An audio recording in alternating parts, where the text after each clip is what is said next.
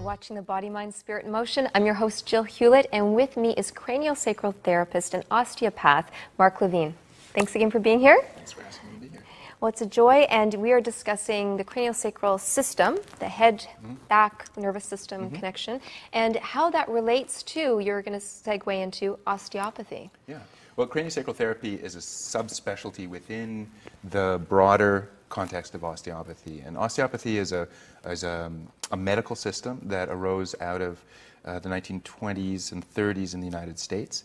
And if you go to the United States and you see, for example, a DO, a doctor of osteopathy, that person is a medical doctor who has training in craniosacral therapy and other related modalities. For example, visceral manipulation, which is the ability to mobilize the organs of the abdomen and pelvis through the skin to be able to affect changes in the connective tissue relationships.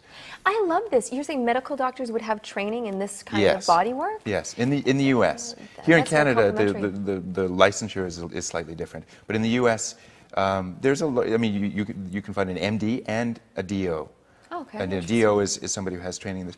About 95% of the DOs don't actually use this manual therapy practice because it's time consuming and it doesn't relate to the modern flow of medical practice. Most of them practice as physicians. Oh, okay. So about 5% do use what's called osteopathic manual practice. Wonderful. And they're the ones who are typically teachers of osteopathy.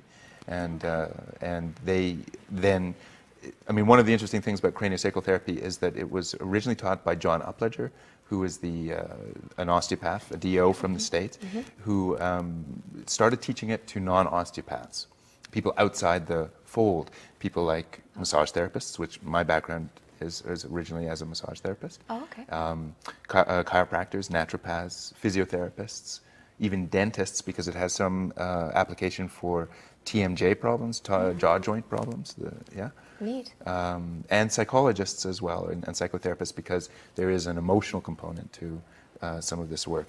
That makes sense. Yeah, as a cellular release happens, or as a soft tissue release happens, where we've stored our emotions tends to bubble up to the surface. And memories even. Yeah, exactly. And associative emotions that go along with those. That's right. So a big part of the practice of craniosacral and osteopathic manual practice is dealing with the reality of that continuum of body, mind, spirit. Yeah. And I understand after you became licensed and you opened your practice, and it's a thriving practice because of the quality work you're doing, you also were asked to do teaching. You moved into a teaching role where you were teaching up-and-coming practitioners. That's right. I've taught with the Upledger Institute, been an assistant teacher with them for many years, teaching the first 5 courses in the pediatrics course. That is really neat. Yeah. I understand you have some visions towards creating some of your own programs. Yeah, over time I'm developing teaching materials, and I'll be doing more of that, making that commitment now on television. So I have to really do it.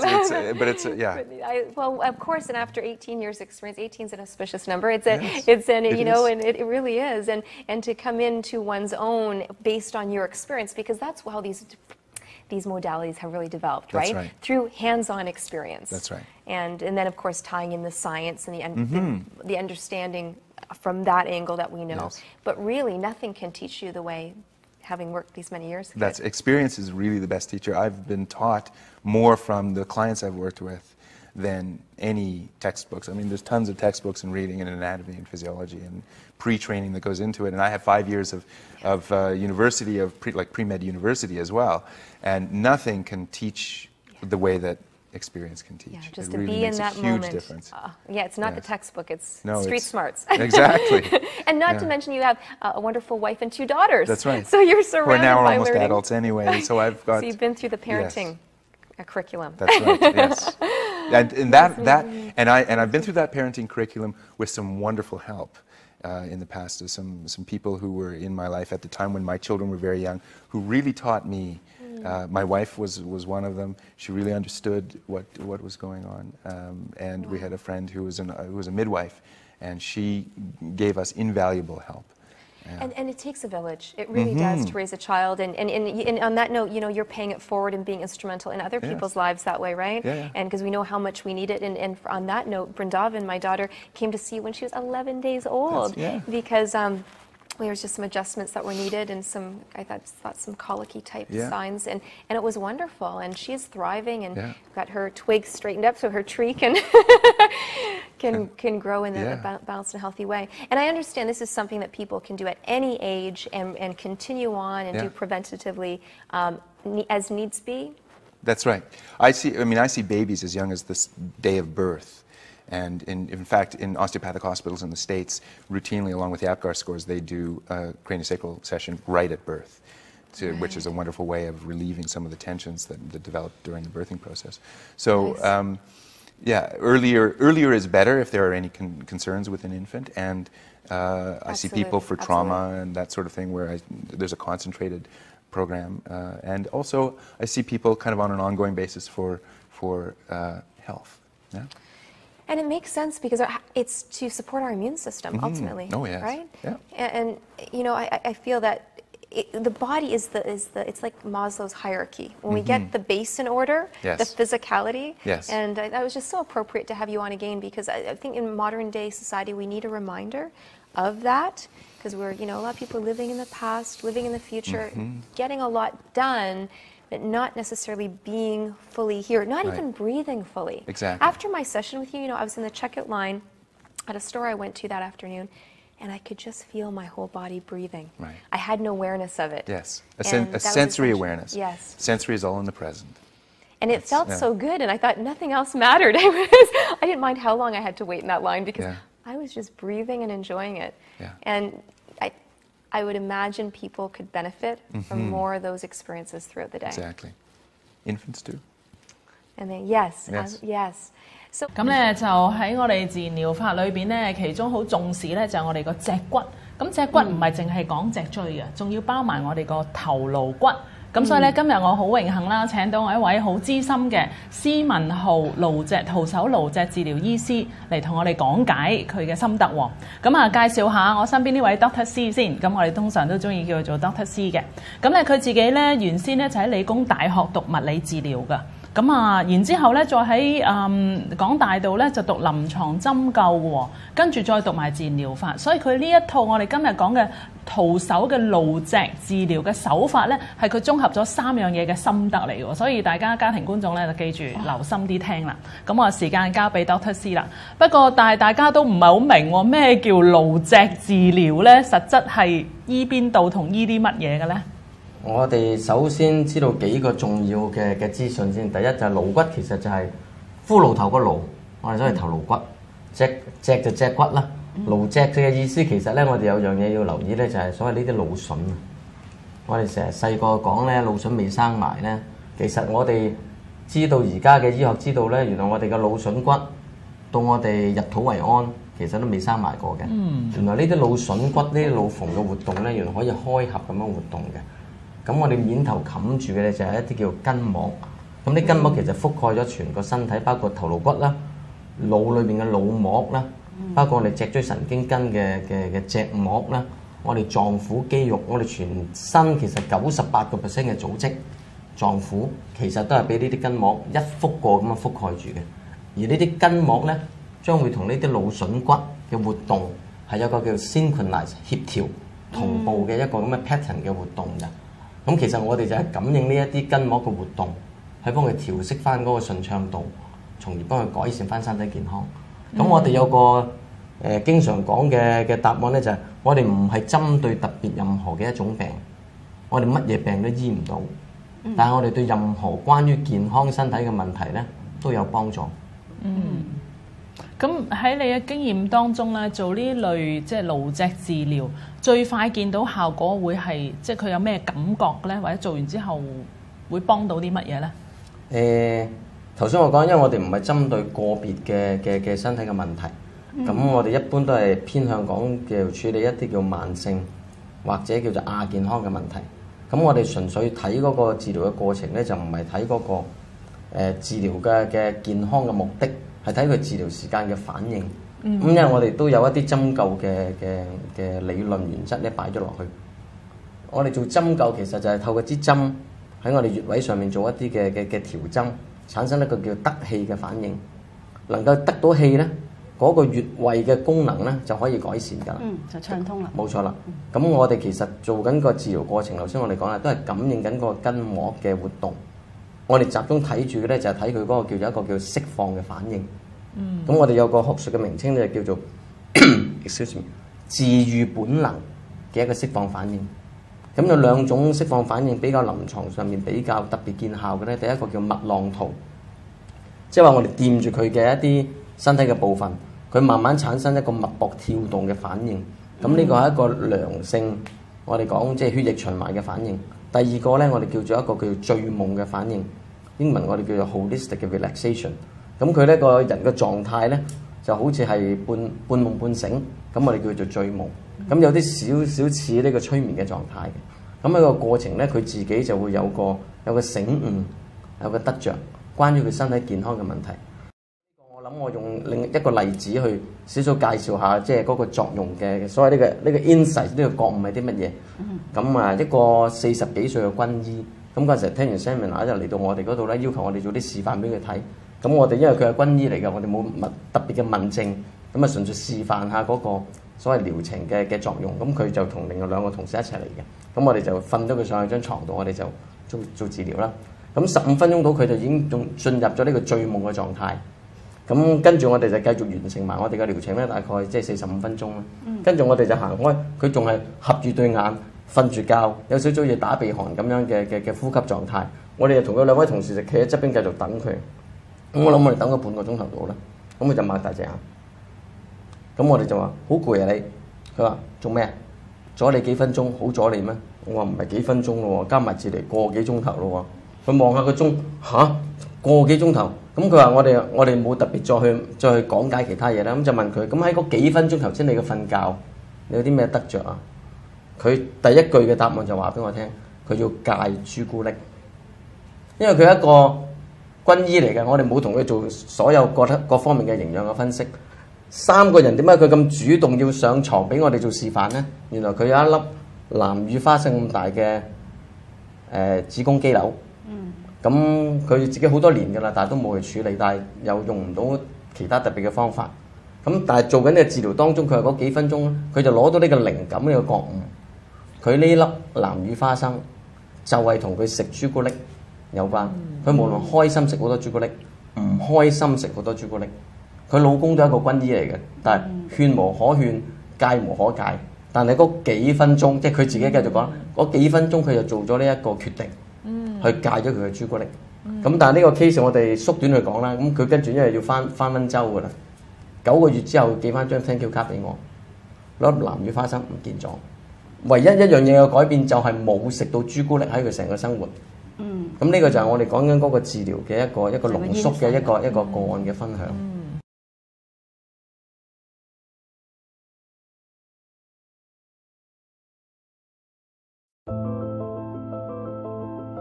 It's been discovered in the laboratory that intention does have physical effects. Placebo effect is the fact that a belief that a person has can override their biology. At least 1/3 of all healings has to do with the placebo effect. Sending an intention that I am better is sending information to the body to correct itself. When we think positive thoughts, we release certain chemicals into our body. When we think negative thoughts, we release negative chemicals into our body. We know that our brain is changeable. We know that our bodies are changeable just by thought alone. 1/3 of all healings occurs without anybody doing anything other than having a positive thought.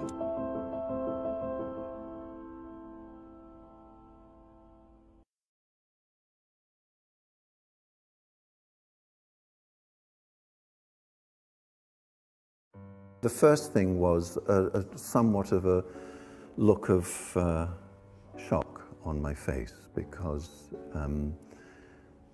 she was really doing very poorly.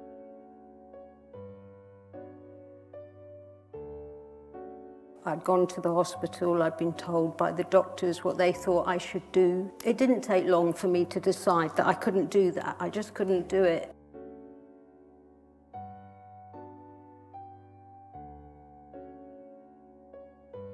And it became more than just my body, it became humanity's way of dealing with world situations. We think we can just kill for peace. I really found a lot of joy and celebration to be alive, and that was really the feeling that I was going with, was actually, you know, this kind of celebration of life, not this doom and gloom or cancer, whatever. Actually, it was leading me into things I was really enjoying.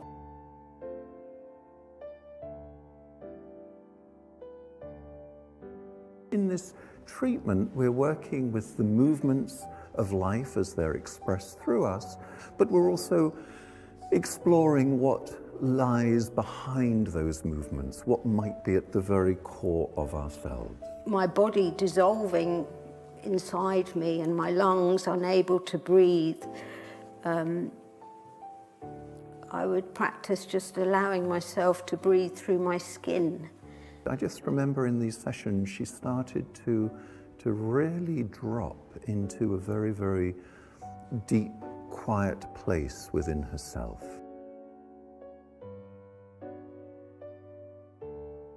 You have to let go of everything that your life has been, and you know, because there's no future, because you can't really go past the next breath. You know, the moment gets right into the present. At times in the hospital, full of tubes and lung drains and stuff, I felt pure joy. I would keep myself awake so that I could keep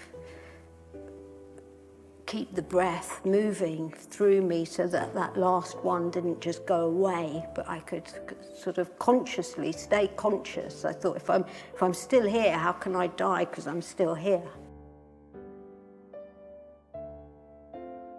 I feel like this journey hasn't been one of being unwell, it's been a journey of actually getting well, in the sense of getting to the core of my being.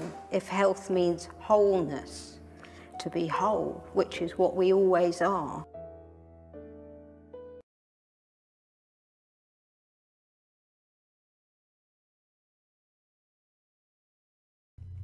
Hello, I'm David Reese. Today we'll be talking about the right kind of massage for the athlete who has a concussion. When you get a concussion, your nervous system is injured.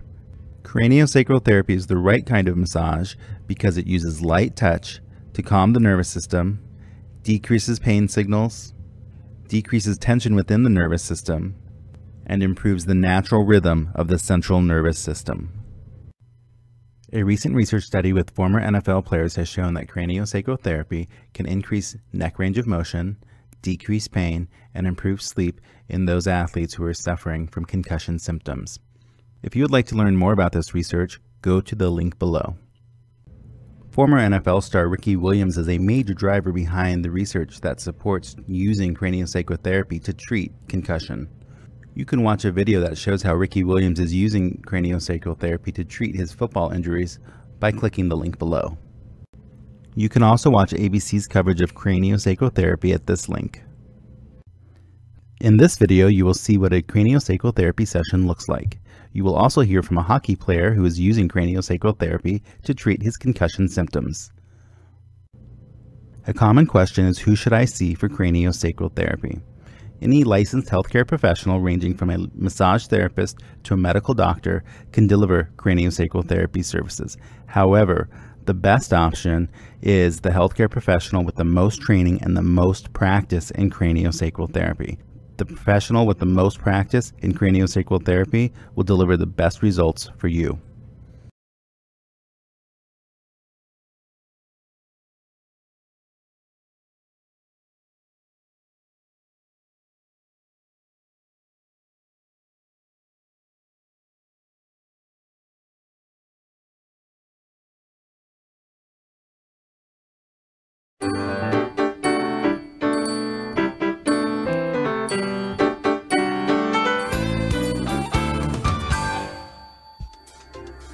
Little Dupree came to the DMC today to get measured for a custom-made helmet. Not for football or hockey quite yet. That comes later. This is a very special helmet that will correct a condition called deformational plagiocephaly, or the flattening of the head that we sometimes see on young babies. Dr. Arlene Roselle of the DMC's Children's Hospital of Michigan is one of the best pediatric plastic reconstructive surgeons in the nation. In the old days, we used to let babies sleep on their stomachs or wherever they felt comfortable sleeping. In the early 1990s, the American Academy of Pediatricians published a guideline that children should sleep on their backs because it greatly decreased the incidence of SIDS, sudden infant death syndrome. An infant's skull, first of all, has open growth sutures, so actually the plates of bone in their skull are mobile. Also, the infant's skull bone is very soft and very thin. Most babies will lay more on the right side of their head, 75% look to the right. And their heads are so soft and their growth sutures are mobile, so it's almost like you take your hand on each side of the head and squeeze. So you get flattening on the back on the right and the front and the left, and the head and skull base expand out in the opposite directions, almost like a jello mold. So it's not just simple flattening on the back of the head, but the whole skull base and face can shift. And again, it's a spectrum, and in some children we see very severe shifting of the entire area. So, 75% of babies lie on their backs and turn their head to the right, resulting in many children, not all, developing this condition, this flattening on the back of the head, and some flattening on the front. This raises a few questions. First, why do they turn to the right? Does this mean 75% of all babies will develop flat heads? And if lying on their backs causes the flattening on the back of their heads, what causes it on the front left? There are two theories about that. One is that the positions most babies are in as they come down the birth canal and get born is that they're called LAO. They turn slightly to the one side, so there's a little more pressure on the right back side of the head. The other is that most mothers are right-handed, so they hold the baby in the left arm, so the baby is turning towards mom and getting a little more pressure on the right side.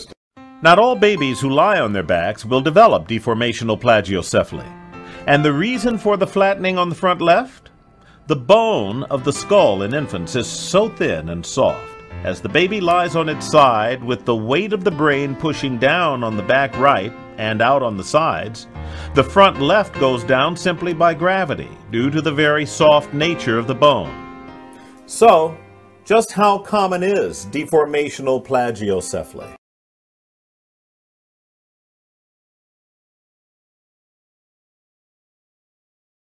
Show, or the Susan and Sharzad show. We just call it the Sass. Sharzad. Yes, Susan. What comes to mind when I say craniosacral therapy? I don't know. Something with the brain, maybe? Yeah. So to be fair, I had no idea what it meant either until I actually had a treatment done. So you guys all know, I'm pregnant still. Oh. Somewhere in like the second trimester, I start to feel some pain in my back, and it's because this little guy has decided to move over to only one side of my belly. And so I was getting a massage, a prenatal massage, and the masseuse recommended that I see a woman named Diane Black. She is here in Santa Monica, that's where we're at today. We're gonna see her because she is an acupuncturist, but so much more. Yes. She offers this treatment, and it's basically manual therapy. It's really cool because she can work on people that obviously are pregnant, post-preggy, and little babies. So baby Cyrus is here today, and he's... Right, we're gonna take care of that sacrum. So if you would lift just a little bit for me, that's enough. I'm just gonna slide one hand there, and one hand here, and let your body weight really settle onto my hands. Close your eyes, I think it's more relaxing. And you can feel how your sacrum is settling. Feel that? This is gonna help your sleep. So that line of tension that's coming all the way down here, goes all the way into here. Ooh, yeah, I feel that. So the nice thing is that I can just get it to release from here. I don't have to work on your whole body. And this is actually a neural manipulation technique. That is a nerve that I'm on. So you can see I'm using very little pressure. There it goes. So you know, Is that better? Mm-hmm. See? I was so surprised by how light your touch is. Until I had spoken with you and had a treatment with you, I had no idea that babies could be treated. So what would you do with this guy? And can we see? Yeah, he's also bloated as well. So I always like to just create more harmony. So this is the cranial part of the craniosacral therapy. And it's, again, very light touch, and I'm just feeling for the movement of the bones. You know, the bones are very soft and very mobile. He is so alert, my baby. Yeah, you were making a connection, aren't you? Yeah. Almost done. I'm just going to put one hand on his occiput and one hand on his sacrum, and there's the craniosacral. But in this case, I'm just making sure that there's a nice even flow of energy all the way through his spine. So, present. That was a big present. I'm going to bring. I think it's so interesting, and he obviously is enjoying it. Yeah. That's how we treat babies. Awesome. What'd you think of your first Oh my experience? God, I loved it, and I loved that it was truly such a gentle touch, and I felt like just like my posture was better, and seriously, within seconds, and I'm not making this up, my stomach felt less bloated. Yeah.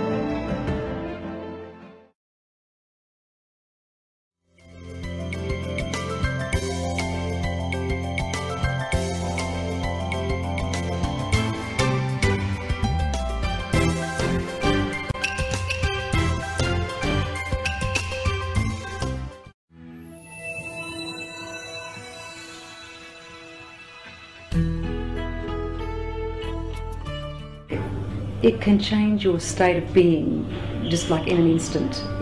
You know, I picked up, I was thinking the day, I picked up a little girl, a friend of mine, her 3-year-old, and I was just holding her in my arms, and she started just stroking my arms gently, and that was just such a gorgeous feeling, you know, and this is coming from a 3-year-old, and just how it can change your state just in an instant.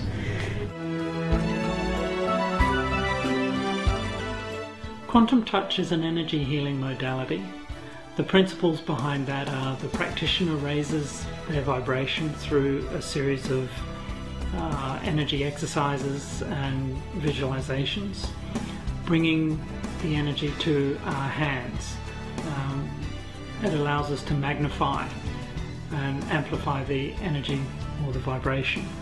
We then offer that to the receiver or the client, and their body then entrains to that higher vibration.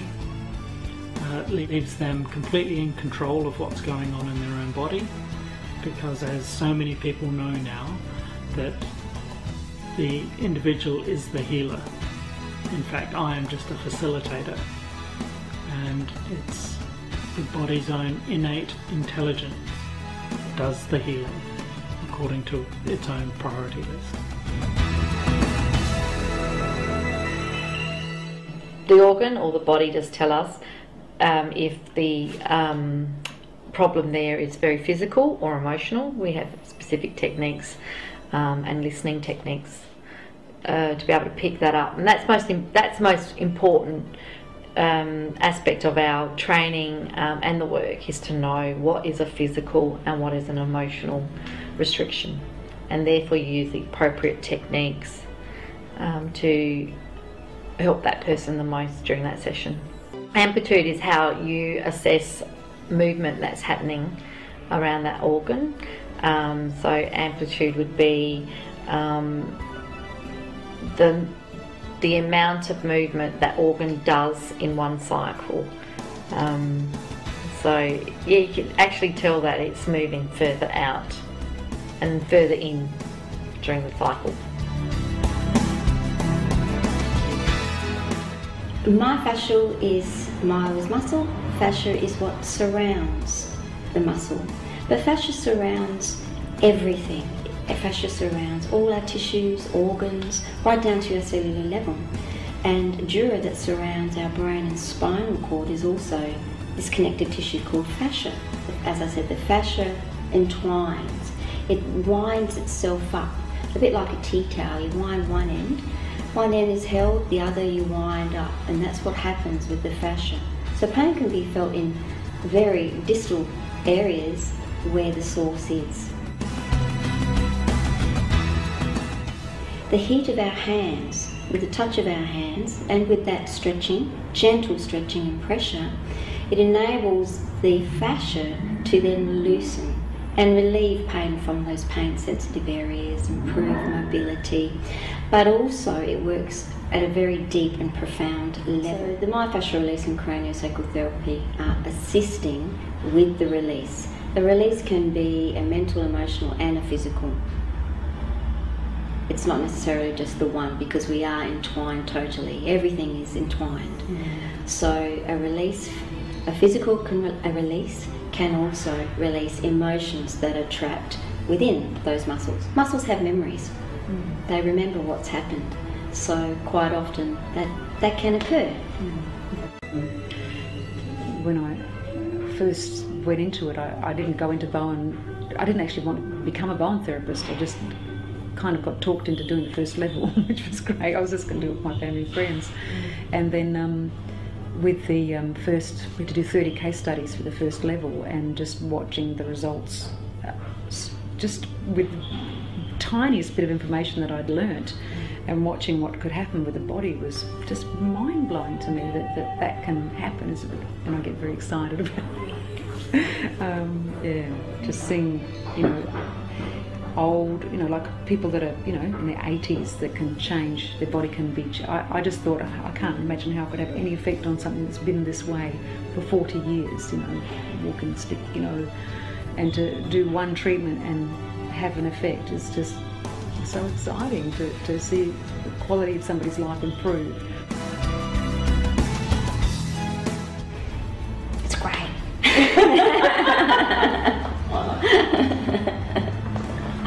I love it.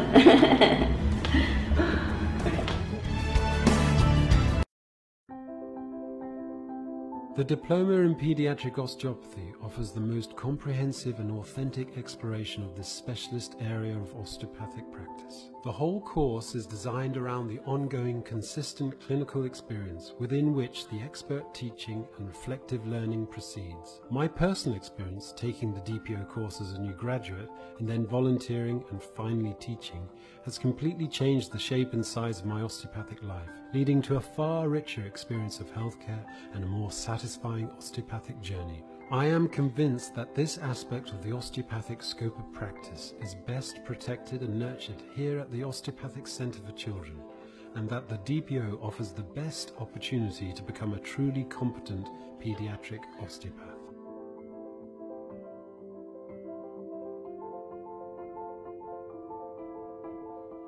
The hub of the DPO course is the unique clinical experience.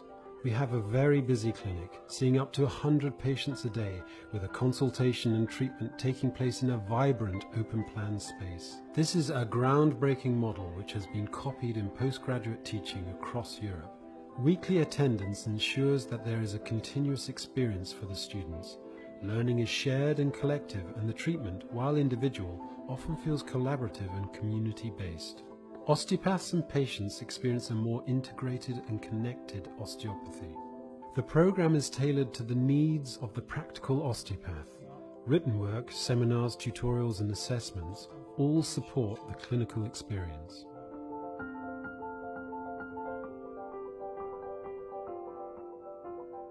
Our clinical faculty comprises practicing osteopaths with diverse backgrounds and extensive expertise and originality. This comes from a very broad range of osteopathic traditions and technical approaches and is not confined to one particular style or philosophy. Rather, it embraces all possible osteopathic principles and practice. Each student manages an ongoing patient list, maintaining continuity of care. As an autonomous practitioner, you see your own patients, monitoring and learning from their progress, while other students and tutors may assist in treatment and share the encounter.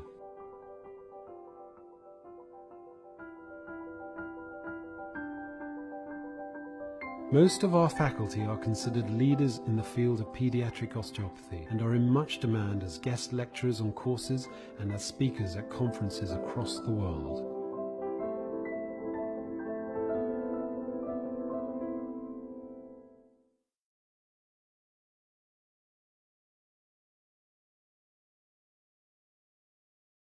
係突然間喺1個月裏面高2個 cm 咯，咁就因為佢即係呢個係一個我哋 unexpected 嘅，即係嗰個高度係會高咗咯，仲會咁。呢個就係心月啦。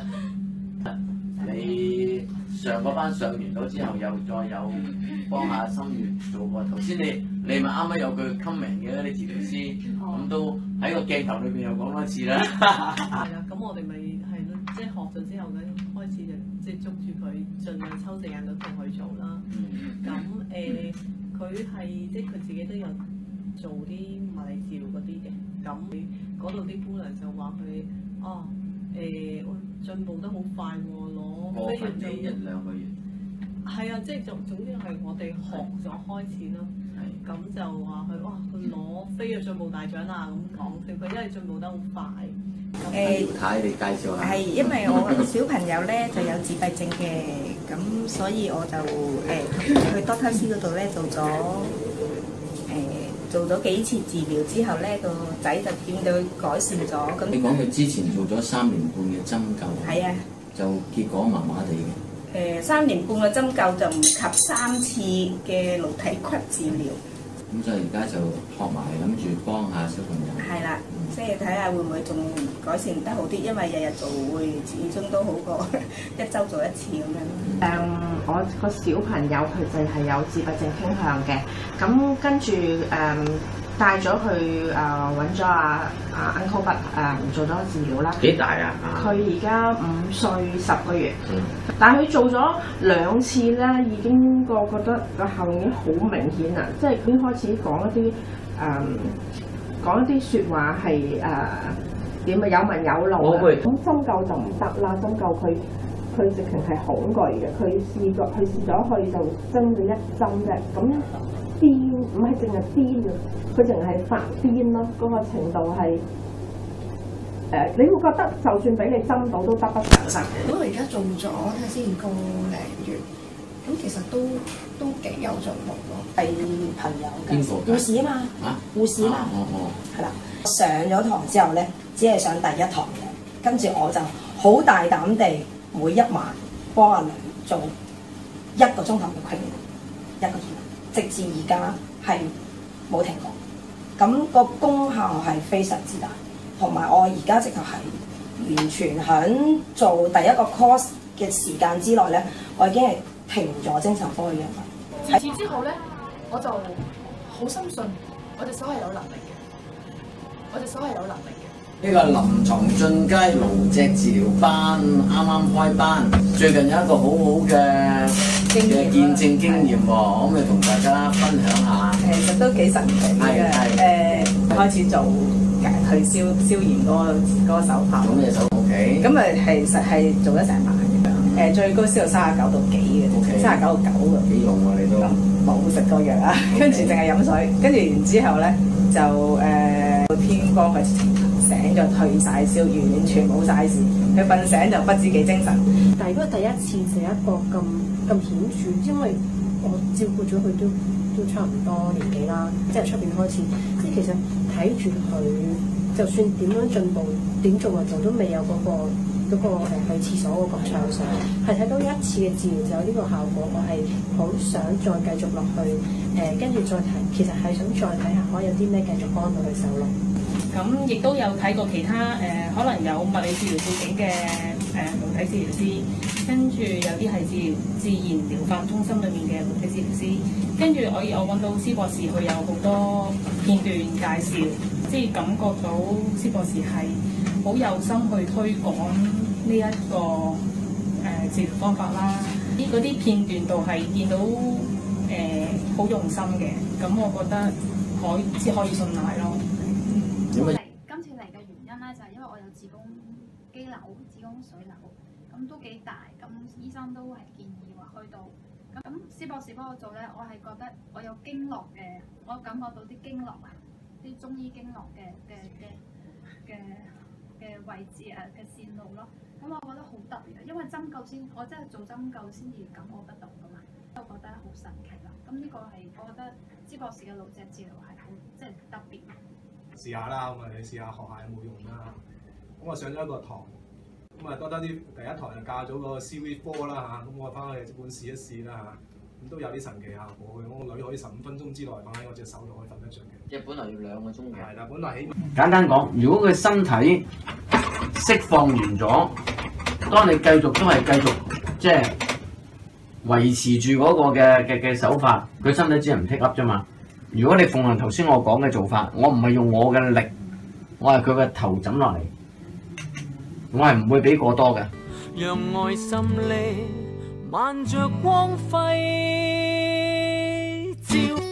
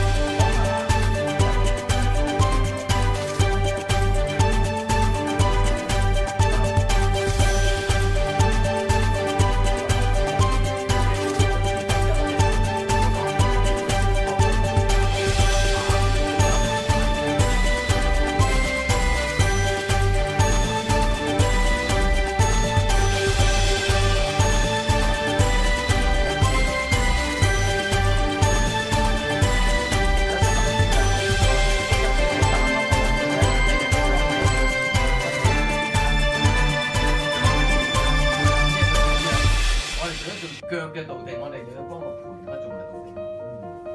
即係話，如果呢兩隻腳擺得靚靚實，點兩個字？乜導地都唔使啲力。